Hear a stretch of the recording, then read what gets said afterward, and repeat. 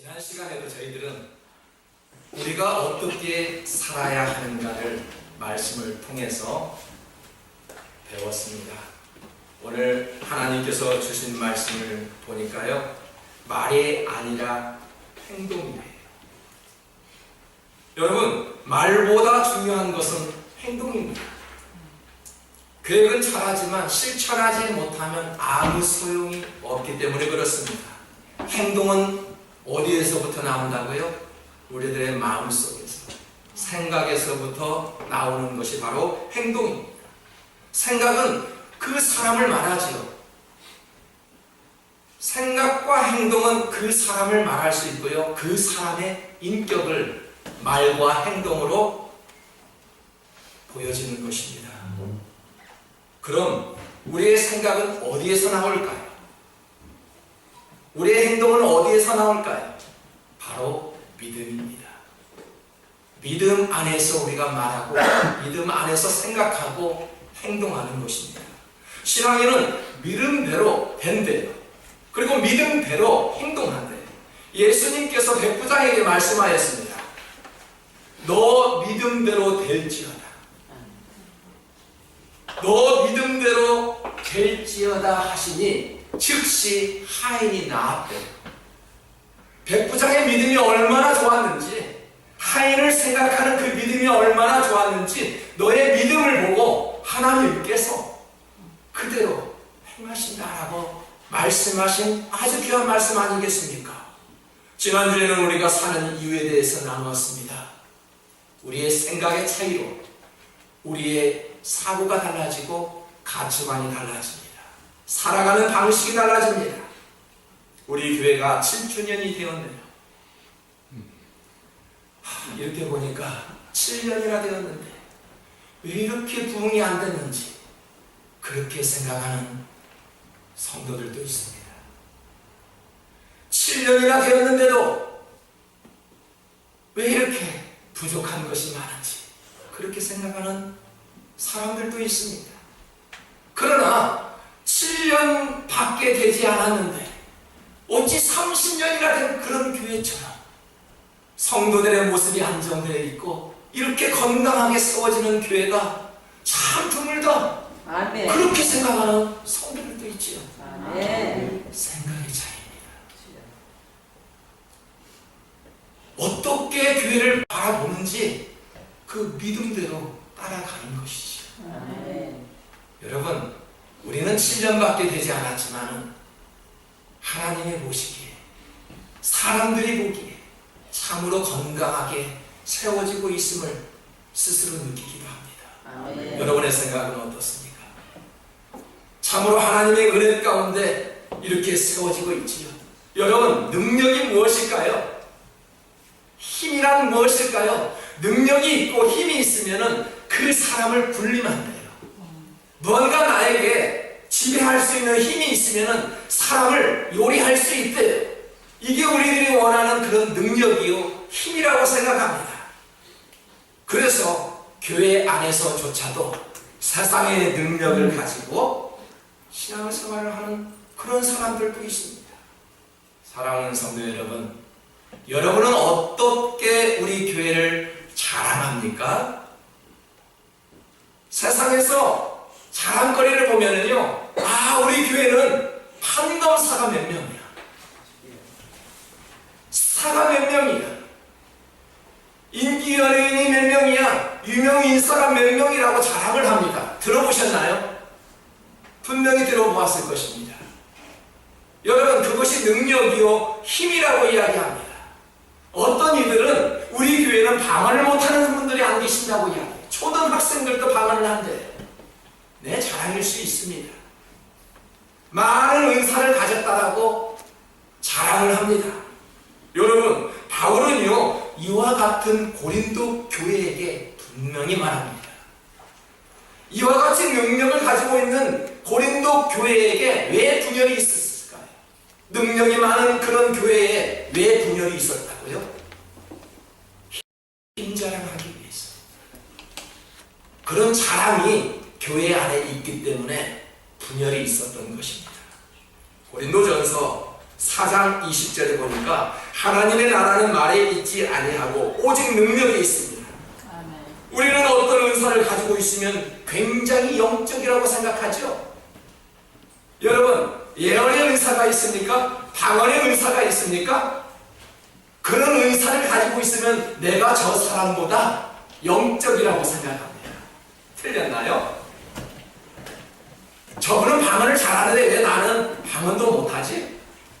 왜 나는 방언을 잘했는데 왜 방언이 소멸됐는지? 여러분, 무언가 성령의 은사를 가졌다고 해서 영적인 것은 아닙니다. 우리가 큰 교회를 다니면 큰 구원을 얻는 것으로 착각하는 그런 성도들도 있습니다. 그러나 바울은 그렇게 생각하지 않았죠. 교회 안에서 성령의 은사를 가졌지만 인격적으로는 성숙하지 않았음을 지적하였습니다. 그들에게는 서로 파랑을 짓고요, 나누고, 그들에게는 은사가 있음에도 불구하고 윤리적으로는 많은 문제점을 가지고 있었습니다. 우리가 볼 수 있는 하나님의 능력이 어디에서 나올까요? 하나님의 능력이 지금 무엇이냐는 것입니다.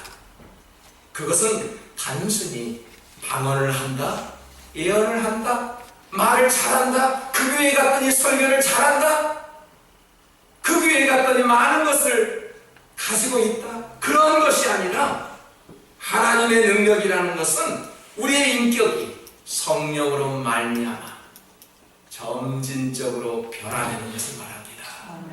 이런 인격적 성숙이 없는 은사나 그런 능력은 아무 값어치가 없다라고 이야기합니다. 어떤 교회는 은사가 있습니다.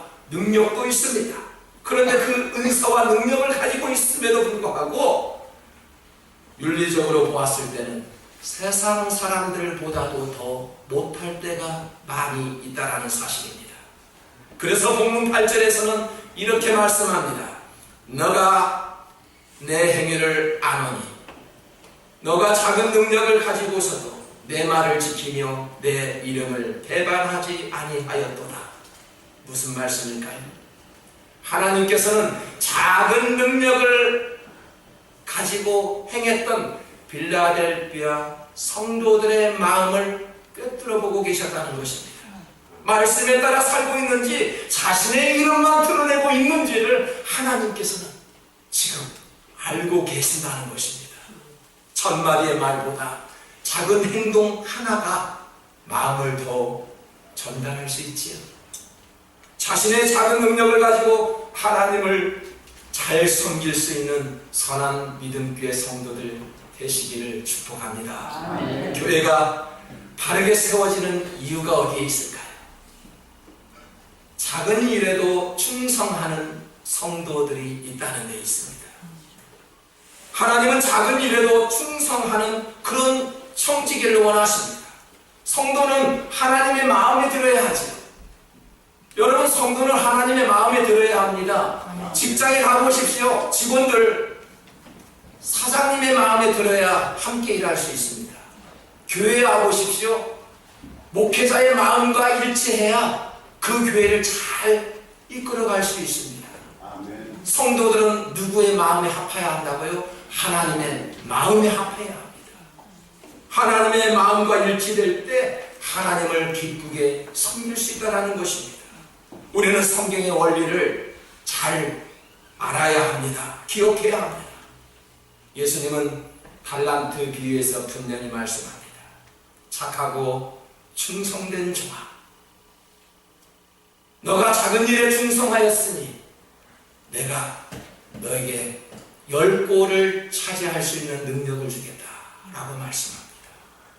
여러분, 이처럼 작은 능력을 가지고도 최선을 다할 수 있는 사람에게 나타나는 특징이 있습니다. 무엇일까요? 이들은 주인을 섬기려고 하는 거룩한 고집이 있지. 고집이 있다는 것이죠.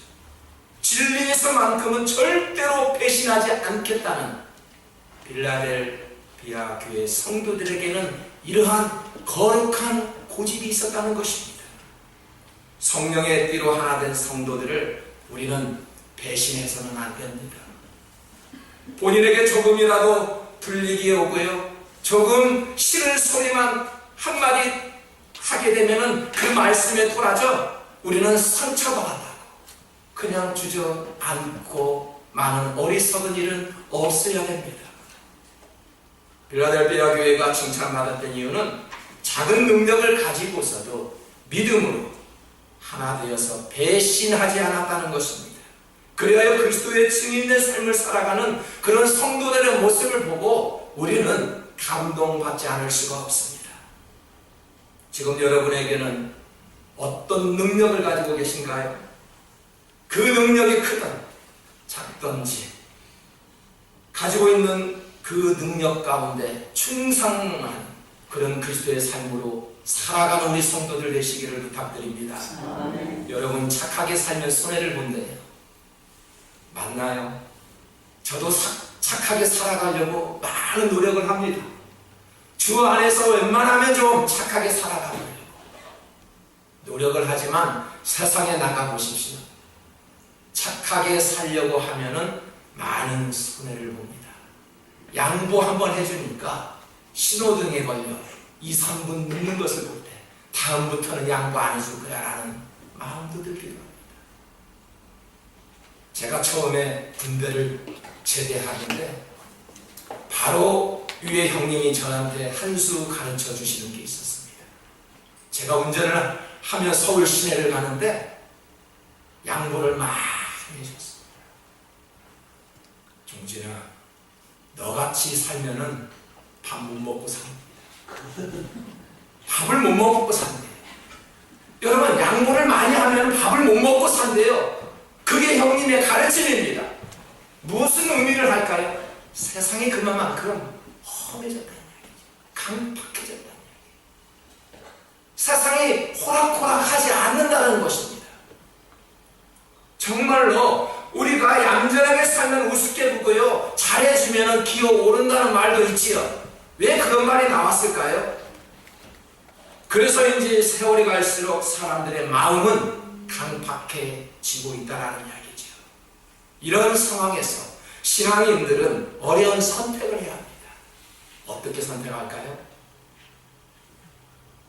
믿음으로 인내할 것인지 아니면 세상으로 탈출할 것인지 의 결정입니다.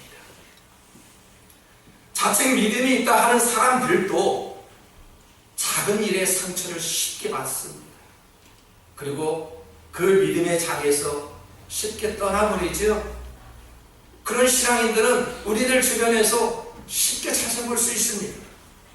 그러나 예수님은 오늘 본문 9절에서 필라델피아 성도들에게 이렇게 말씀합니다. 보라, 사탄의 회당 곧 자칭 유대인이라 하나 그렇지 아니하고 거짓말하는 자들 중에서 덫을 너에게 주어 그들로 와서 내 발 앞에 서라게 하고 내가 너를 사랑하는 줄을 알게 하리라. 이 말씀은 무슨 말씀입니까? 선한 행동에는 반드시 하나님의 보상이 따른다는 말씀 아니겠습니까? 믿음으로 인내할 때, 그럴 때마다 우리에게 슬픔이 다가올 때 그 보상은 하나님이 해주신대요.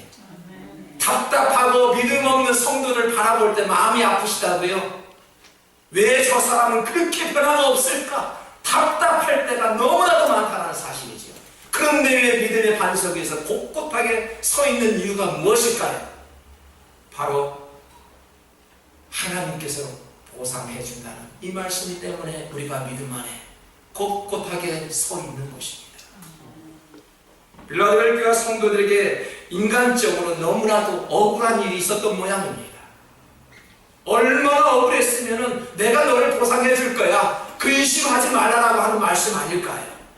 성도 대부분이 사회적으로 힘없고 가난한 그런 성도들의 모습이었습니다. 하지만 그들은 믿음과 사랑이 충만해 유대인의 박해 속에서도 주님 말씀에 순종하며 세상과 타협하지 않는 충성된 필라델피아 교회였습니다. 그런 성도들에게 주님은 그리스도를 대적하는 그런 자들을 교회 앞에 무릎을 꿇게 하겠다고 약속하셨습니다. 예수님은 그분을 배반하지 않는 성도들에게 천국의 문을 열어주시고요, 이루시겠다라고 약속하신 것입니다. 여러분, 교회의 위대함은요, 어디에 있을까요? 빌라델피아 교회를 보니까 교회가 힘이 없었던 교회였습니다.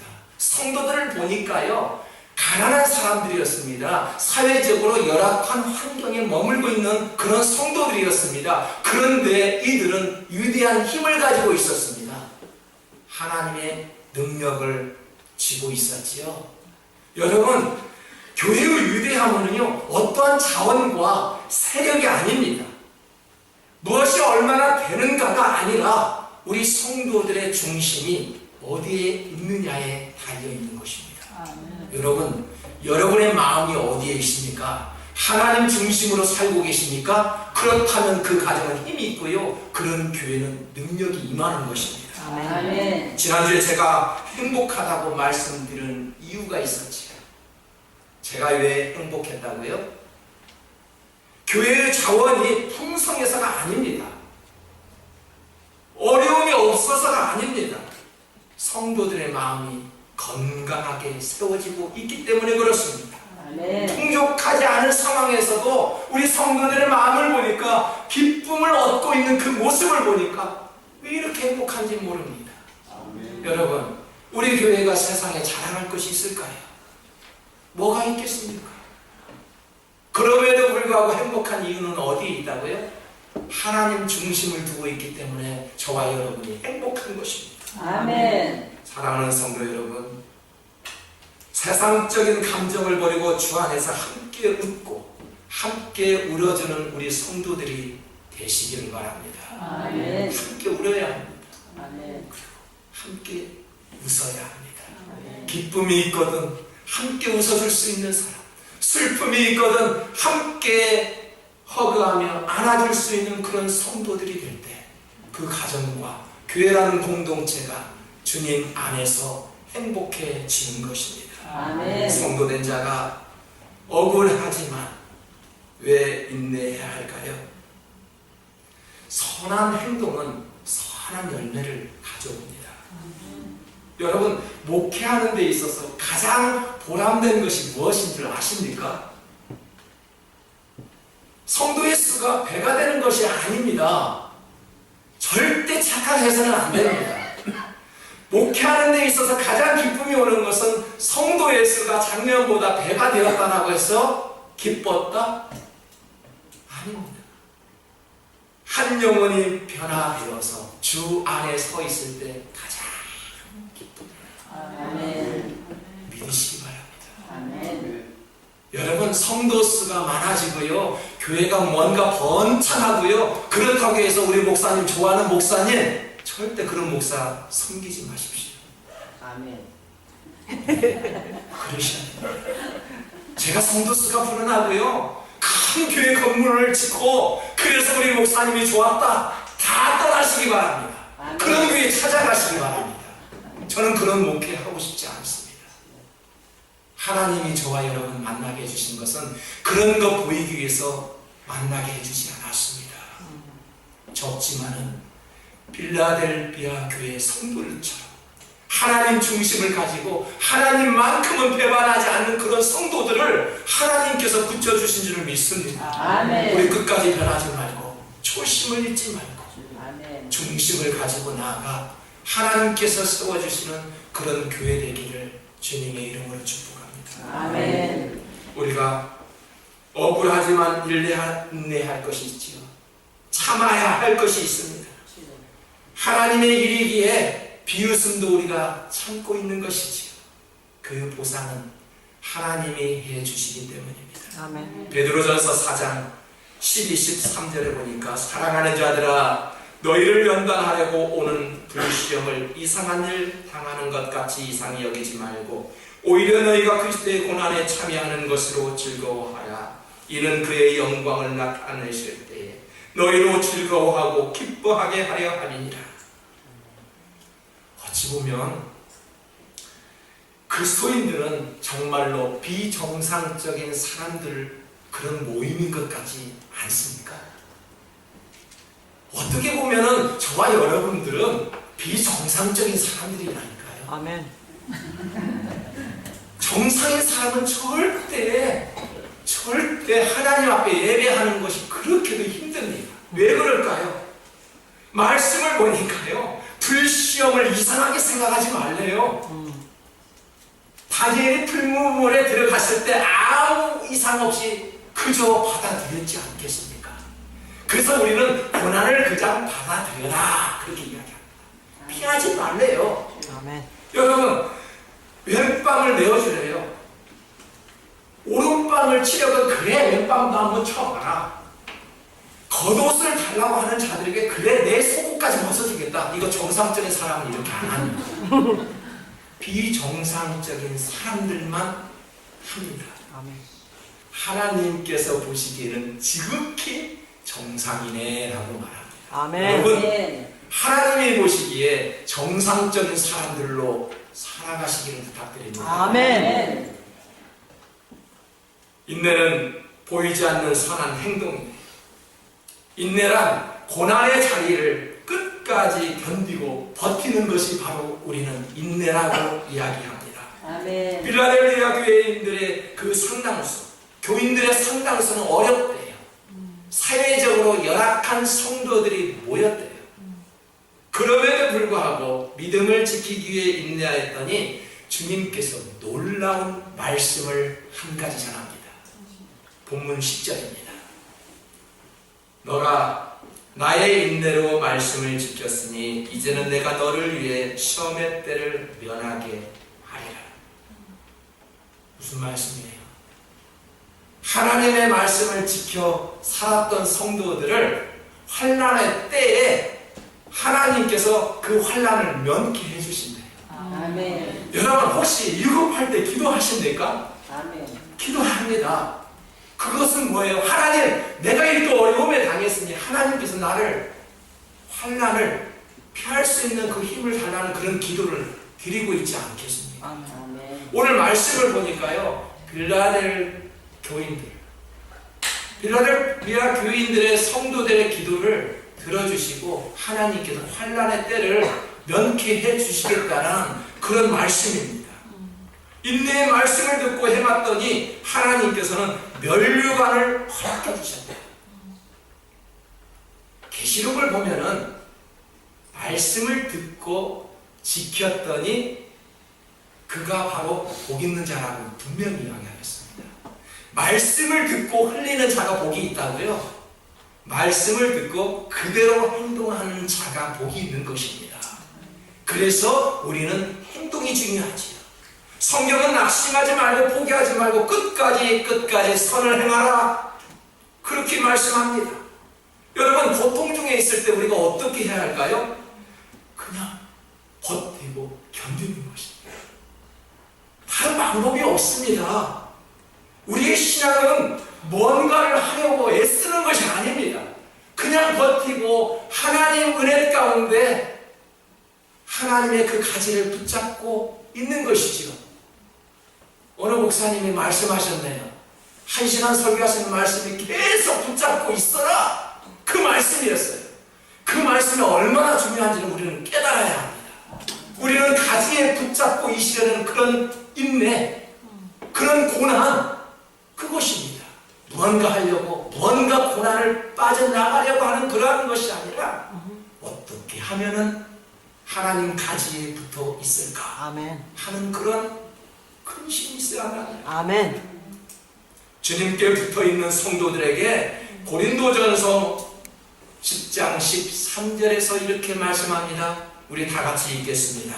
사람이 감당할 시험 밖에는 너희가 당할 것이 없나니 오직 하나님은 믿으사 너희가 감당하지 못할 시험 당함을 허락하지 아니하시고 시험 당할 즈음에 또 함께 할 길을 내사 너희로 능히 감당하게 하시니라.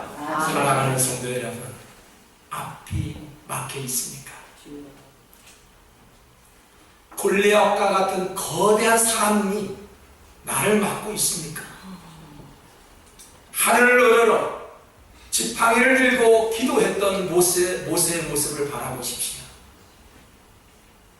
하나님께서 막다른 골목에서 바다의 길을 내주셨습니다. 만군의 여호와의 이름으로 나아갔더니 거대한 장군이 넘어졌습니다. 이것은 하나님께서 피할 길을 주신 것입니다. 우리가 성도들에게 피할 길을 주시는 하나님을 믿어 의심치 말아야 합니다. 우리의 어려움과 고통이 있을 때마다 항상 하나님께서 끝 마무리는 해결해 주십니다. 그 믿음 가운데 있어야 합니다. 어느덧 교회가 7년이란 세월을 보내고 있습니다. 정말 우리 모두가 하나님의 은혜라고 생각합니다. 이 어려움 속에서 자리를 지킨 성도들이 있었던 것도 사실입니다. 사랑하는 성도 여러분, 빌라델피아 교회가 좋은 환경이 아니었습니다. 선한 믿음 교회가 좋은 환경이었나요? 아니었습니다. 그러나 그 교회 위에 예비된 면류관이 있었다고 말합니다. 우리가 큰 재벌이 아니고 어떤 능력이 있어야만이 하나님을 섬기는 것일까요? 많은 돈을 가지고 있어야만이, 큰 능력을 가지고 있어야만이 하나님을 섬기는 것일까요? 하나님의 일은 하나님이 하십니다. 하나님은 우리의 능력을 바라보는 것이 아니라 우리의 작은 정성, 작은 행동을 바라보고 계십니다. 아멘. 그 마음에서 나오는 행동이 크든지 작든지 하나님 중심 가운데 행동하는 우리 믿음의 성도들 되시기를 주님의 이름으로 축복합니다. 아멘.